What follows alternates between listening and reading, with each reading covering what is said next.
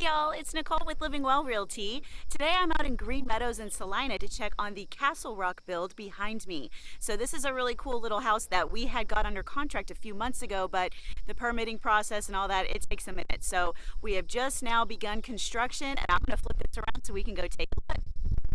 All right, y'all, before we walk up and talk about what's going on at the actual build site, I wanted to point out they've already delivered your materials to start prepping for the foundation. So that's exciting. That's what all this rebar is. So as soon as they've been given a green light to move forward with prepping for foundation, then we are ready to go, which is awesome. Okay, so plumbing rough. There's a few stages to this. This is the initial stages, and they're running the pipes underneath, right? They run it first so that the foundation, when it's poured, it actually helps insulate those pipes. It's below ground, protects it from, whenever we have an ice storm or snowmageddon like we had last year. These pipes are made with PEX piping, which is basically PVC, and it allows for expansion whenever it's cold or hot. So it's a lot better than with the metal pipes they used to use back in the day. They're less likely to burst.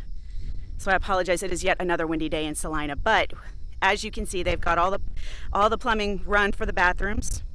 This is going to be a 2-story home. So obviously the piping for these it starts at the ground floor and then we'll go up, and they'll run the piping up whenever the second story is built. So they're going to run water through these pipes. If there's any leaks, they got to fix it, and then once it gets the green tag to move forward, that's when they'll prep for foundation. They will section off all of this dirt into big quadrants, and then they're going to put a moisture barrier over them. Looks like a big black trash bag, and that's when they put all that rebar that we saw at the front of the lot. They'll put that in a grid-like pattern to help reinforce the foundation, and then they pour. So we should see that in the next couple weeks. Exciting stuff.